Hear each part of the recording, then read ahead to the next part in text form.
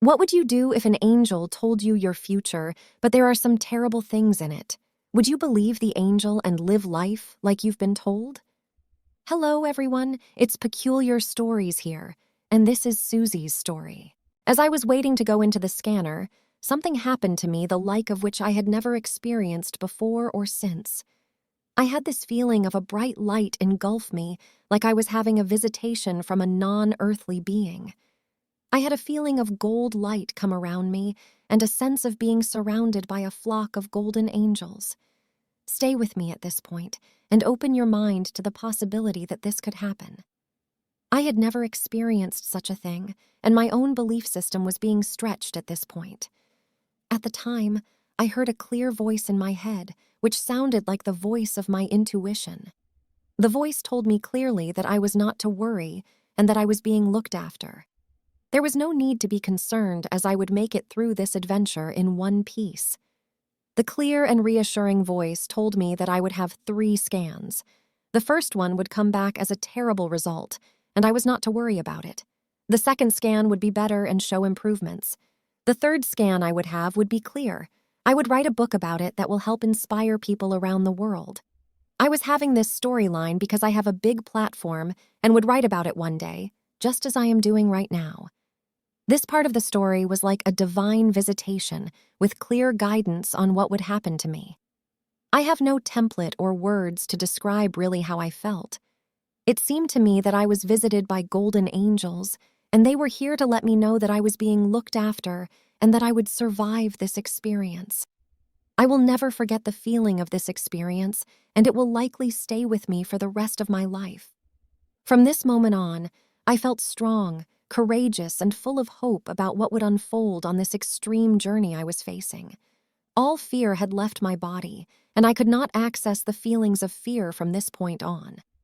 This is a common feature of NDE experiences, I have since found out. Not having any fear means that life is lived differently. It allows me to live in a way that is exciting, full of adventure, and feeling the wonder like I felt as a child. We had to wait a while to get the MRI scan results through. I found the waiting for results was fine now that I had been told what the outcome would be by my golden visitors. I remember that I did not feel nervous or worried during this time for 2 reasons. 1, I felt that I was being looked after by a higher force and that it would turn out for the best. Secondly, I had no fear about dying. The concept of dying did not concern me, and if I was going to die, I was okay with that.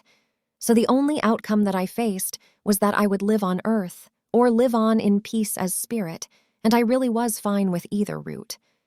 My hospital room had a terrace overlooking the beautiful old town of Ibiza. There was lovely music from outside floating around, which made its way into my room. Ibiza always has a great soundtrack, and my room was no exception at this time. I had lots of friends from the island dropping in and coming to see me. Many bought guitars, rugs to make a relaxing area, and comfy cushions. We made an Ibiza chill-out space on the terrace. I had so many visitors coming through that we had to set up a schedule of who was coming and when so that the place didn't get overcrowded. There was such a good atmosphere in the room that even the nursing staff would come in smiling and asking if we were having a party. I said yes, we were.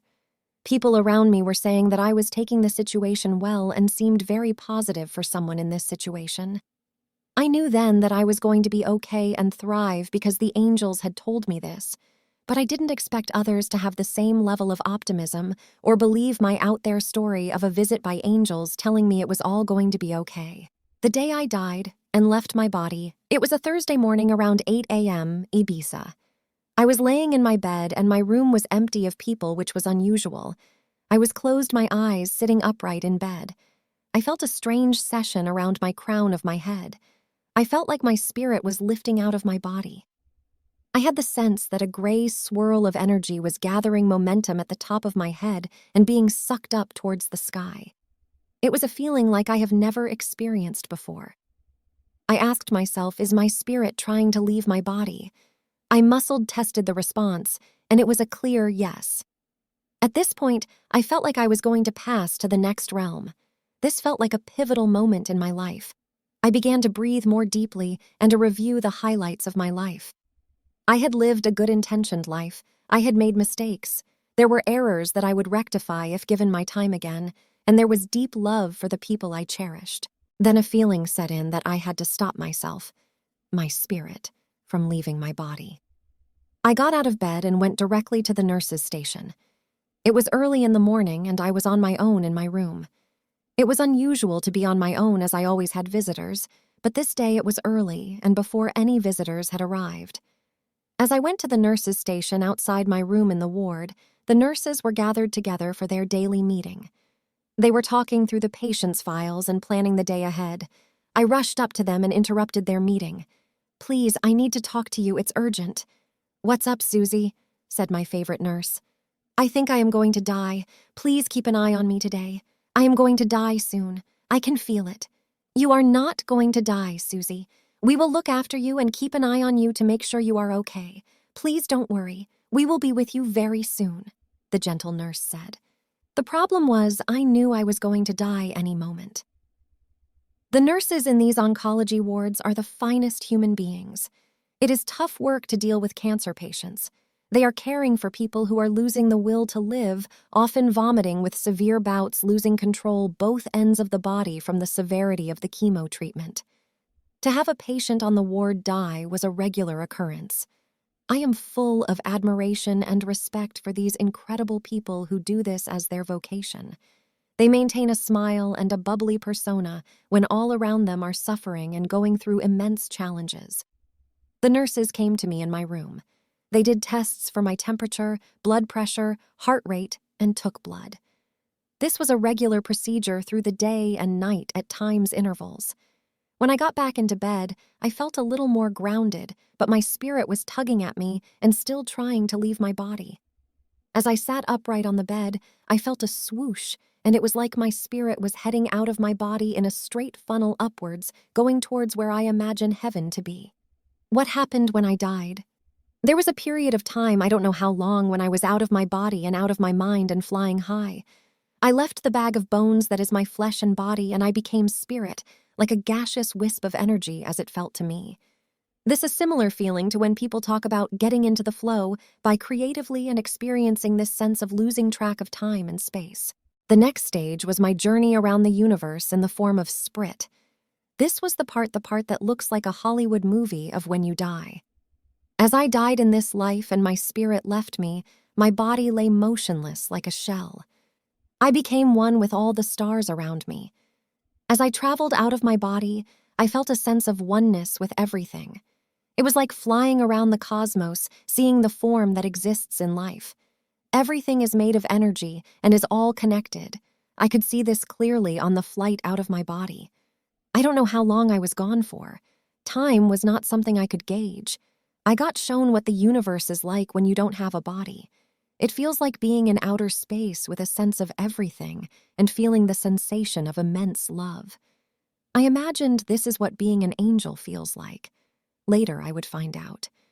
In this space on the other side, there is no time. I learned that everything is happening simultaneously, and time is something that we somehow make up. I remember clearly that I was given the choice about coming back into my body. I was asked, do I want to stay out of my body and out of my mind, or come back into my body? I remember asking to come back into my body while I was out of my body. I felt I had more to do here.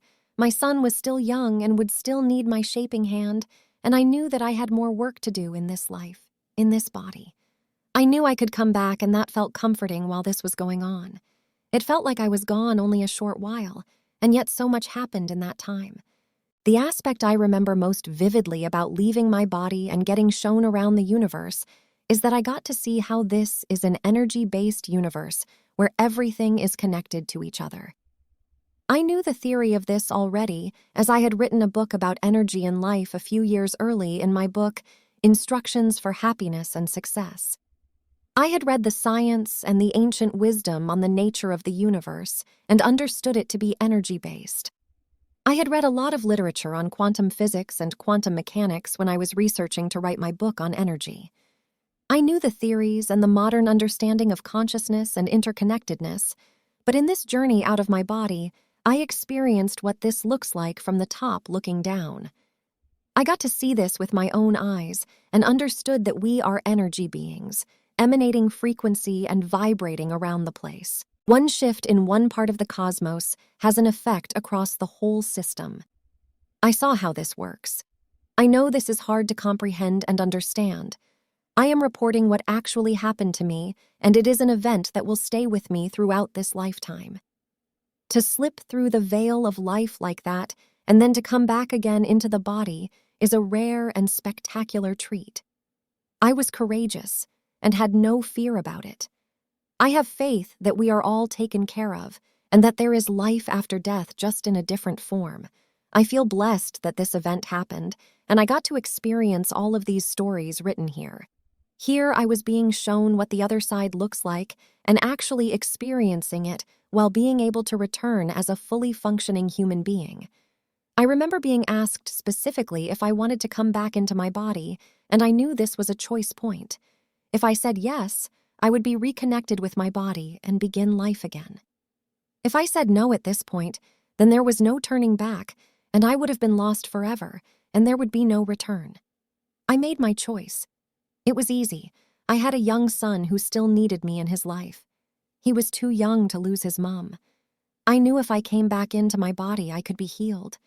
It was like the angels had told me. I could have a clear scan and come back into my body realigned and without the disease. This is indeed what happened. When I came back into my body, it was felt like a whoosh and entering back to the framework that is my body.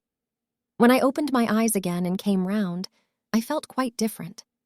Things looked different. My life looked different. My feelings felt different and clearer. The most noticeable thing I felt on coming back was that I had no fear. I could not access the emotion of fear even when I tried. It was like that fear program had been eradicated. I was literally fearless. I felt courageous and strong mentally. I felt wiser and more grateful for everything. I felt then that I should not speak about this event too widely, as people would think I had gone completely crazy, more so than I had been acting already. I didn't tell many people what had happened. I told my best friend and my friend Gavin in London what had happened.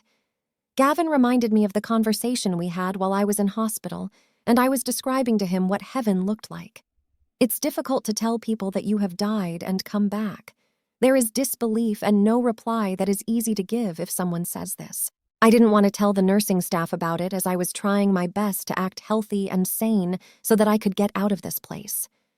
I came back with no fear and full courage installed as a new piece of upgraded software. I had the sense that my own mind operating software had received a major upgrade in that experience of leaving and coming back. Life would never be the same again, because I suddenly started seeing the world differently. I felt more compassion for other people, slow to blame as others around me were simply working with what they had to work with in terms of beliefs, programs, and experiences. I got to understand in this out-of-body flight how important intentions are. I saw firsthand out of my body that when you think a thought, set an intention, make a goal, all of the small matter in the universe comes together in a way to make that happen. An example of this is when I set the intention to come back into my body when I was out of it. I set the intention, and then in a flash I was back in my body. I had this very comforting knowing that when coming back into my body, I had arrived configured in a way to heal completely. Going out of my body and coming back in was the healing I needed to create miraculous results that even the doctors could not understand. This exit and re-entry would prove the Golden Angel story correct. I would completely heal from advanced brain tumor. I knew I had more to do in this life, and I loved my young son so much and wanted to see him grow up and make his way in the world. I also knew that if I go back into my body, the angel story would become my true reality creation. I had to be fearless for the next stage to get through all the things that would happen next. Perhaps we have more choice over when we die than we may realize. I remember my mom when she was ready to leave her body. She was in her 80s and very ill, was just about to go, and then was told that her granddaughter Jo would be coming back from Italy a few days later. She held on those few days for Jo to return, and then she passed peacefully after being able to see her granddaughter one final time when she got back home from her travels. I remember realizing at my mother's deathbed that she chose to stay a little longer and put off the day of passing so that she could see her family one last time. Once I decided to stay with this life, I knew I would be healed. I was absolutely certain about this. I knew that I didn't need more tests, blood tests, injections, or pills. I knew I was coming back healed. I had learned about the importance of beliefs and intentions from my work with Joe Dispenza, Greg Braden, Bruce Lipton, theta healing, and the other fields of mind science I had been studying in depth. Now, I got to have first-hand experience without having a body to know how powerful this really is as a human capability. The truth is, you might still be wondering where souls really go when we die. Well, you can get that knowledge by watching this NDE here.